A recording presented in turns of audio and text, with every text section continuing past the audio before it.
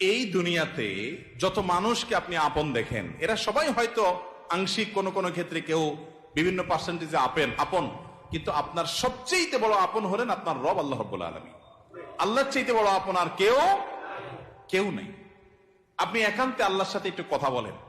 যারা ডিপ্রেশনে ভুগছেন, অশান্তিতে ভুগছেন, মানসিক অস্থিরতায় ভুগছেন, আজকেও আমার অফিসে আসার আগে দেখি এক লোক বসে আছে। নামাজ পড়লাম আমরা, উনি নামাজ পড়লেন না। তো আমি যার মাধ্যমে আসছে তাই জিজ্ঞেস করলাম, নামাজ পড়লেন, উনি কি মুসলমান না? বলে মুসলমান, কিন্তু উনি অন্য জগতে আছে। কি? উনি আত্মহত্যা করবে। আজকের ঘটনা, উনি আত্মহত্যা করবে, উনি আসছে। হাসছেন আপনারা? এর আগে এক জুমা অফিস থেকে আমাকে ফোন দিল, জুমার নামাজ পড়াইতে ঢুকবো, বলতেছে এক লোক অফিসে এসে ঢুকছে, আপনার সাথে দেখা করবে, সে আত্মহত্যা করবে, জুমার নামাজও পড়বে না, এখন মরার আগে আপনার সাথে একটু দেখা করতে চায়। আমি আছি নারায়ণগঞ্জ, আসছে ঢাকায় অফিসে। ভাইরা আমার, আপনারা হাসছেন? ঘরে ঘরে অশান্তির সমুদ্র চলছে, ঘরে ঘরে মানুষের মধ্যে অশান্তির হাবুডুবু খাইতেছে। তরুণ ইয়াং মানুষ, বাচ্চা ছেলে এখনো দুনিয়ার কিছু তারে পায় নাই, ব্যবসা বাণিজ্য জ্ঞানজাম ফাসাদ কিচ্ছু পায় নাই, কলেজ ইউনিভার্সিটিতে পড়ে, সেখানে শতাধিক ছেলে এক বছরে আত্মহত্যা করে ফেলতেছে। মানসিক শান্তি যেটা, এটা এই সমাজের প্রতিটা ব্যক্তি থেকে উঠে যাচ্ছে। প্রত্যেকটা মানুষ অস্থির। এর মূল এবং প্রধান কারণ হলো এই কলব এবং অন্তরে যে জিনিসটাকে ঢুকানো দরকার ওটা না ঢুকাইয়া ভুলটারে ঢুকাইয়া বসে আছে, ইনস্টল করে নিছে দুনিয়াকে। দুনিয়া ছাড়ার কিছু তার মাথায় নাই। একজন যুবক, তিনি কোনো মেয়ের সাথে অবৈধ সম্পর্কে জড়িয়েছেন, হারাম সম্পর্কে জড়িয়েছেন, সেটা একটা বিষয়, কিন্তু সেই মেয়ে তার সাথে ধরুন মানে কথা রাখে নাই, সে আরেকজনের সাথে ভেগে গেছে বা অন্য কোথাও তার বিয়ে হয়েছে। এখন সে ডিপ্রেশনে ভোগে। কেন ডিপ্রেশনে ভোগে? যে ওই পছন্দের মানুষটাকে সে পায় নাই। আলটিমেটলি এটা দুনিয়া, ঠিক না? ঠিক। আলটিমেটলি এটা কি? তার অন্তরে যদি আল্লাহকে স্থান দিত, আল্লাহকে যদি সবচেয়ে বেশি ভালোবাসতো, আল্লাযীনা আমানু আশাদ্দু হুব্বাল, তার অন্তরে যদি আল্লাহর সাথে মহব্বত সবচেয়ে বেশি থাকতো, আল্লাহর সন্তুষ্টিটাকে সবকিছুর উপর যদি প্রায়োরিটি দিত, তাহলে এরকম কেউ তার জীবন থেকে চলে গেছে, কেউ আসছে, কোন দোস্ত নারাজ হয়ে গেছে, কিছু টাকা লস হয়ে গেছে, একটা ব্যবসা ছুটে গেছে, কিছু ক্ষতি হয়ে গেছে, এগুলোর কোনটি তার জীবনে কোন প্রকার প্রভাব ফেলতো? কি হয়েছে? এগুলা গেছে, আরো আসবে, না আসলোই না, তাতে কি সমস্যা? আমাকে তো আল্লাহর কাছে যেতে হবে, কিয়ামতের ময়দানে দাঁড়াতে হবে, সারা জীবনের হিসাব দিতে হবে। আমি সেই জায়গায় কি হিসাব দিতে পারবো, সেই জিনিসটা আমি ঠিক রাখতে পেরেছি কিনা, এটাই হলো আমার মূল গোলের জায়গা, এটা হলো মূল টার্গেটের জায়গা। এইভাবে যদি আপনি ভাবেন, তাহলে আপনার মধ্যে ডিপ্রেশন ইনশাল্লাহ এমনিতেই দূর হয়ে যাবে। মোহতারাম হাজরিন, অতএব সম্পদ উপার্জন করেন, ব্যবসা বাণিজ্য করেন এবং জাগতিক কাজ করেন, এতে কোনো সমস্যা নাই, কিন্তু অন্তরে দুনিয়াকে নয়, আল্লাহকে স্থান দেন। এবং এই স্থান দিতে গিয়ে আপনাকে স্যাক্রিফাইস করতে হবে। কি স্যাক্রিফাইস?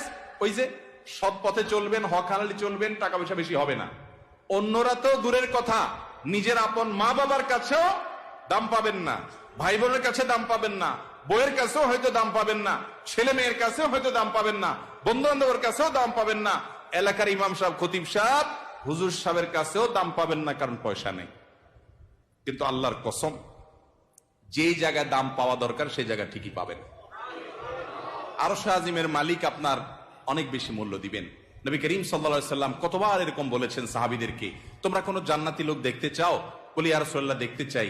একটা লোক চলে যাচ্ছে সামনে দিয়ে, তিনি জিজ্ঞাসা করেছেন, এই লোকটা সম্পর্কে তোমাদের কি ধারণা?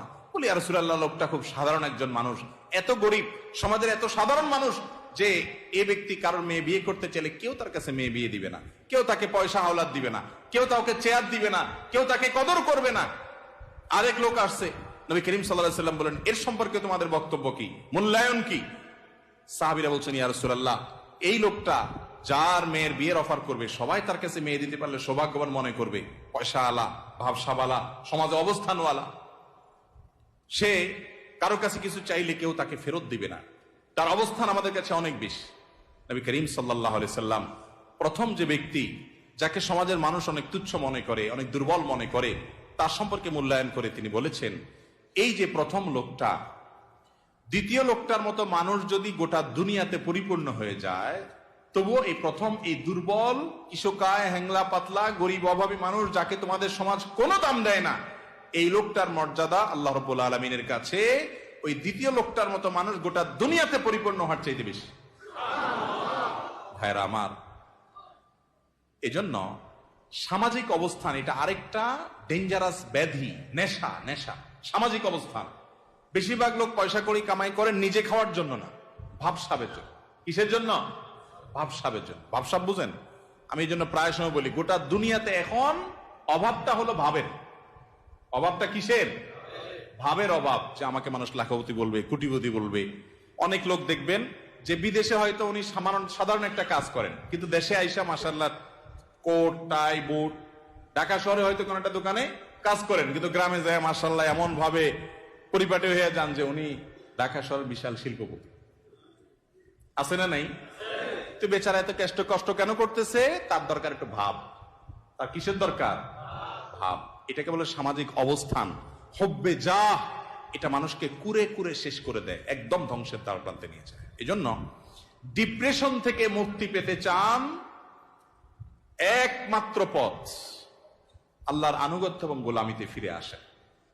সালহাতু সঙ্গে বুদি দিল খারাস, আজমুদে এক জামানা খাকে বাস। বাইরে বহু বছর তো পাথর হয়েছিলেন, কিছু কাল একটু মাটি হয়ে দেখেন, একটু চোখের পানি ফেলে দেখেন, একটু রোনাজারি করে দেখেন, একটু আল্লাহর সাথে কথা বলে দেখেন, দুনিয়ার মোহটা ছেড়ে দেন।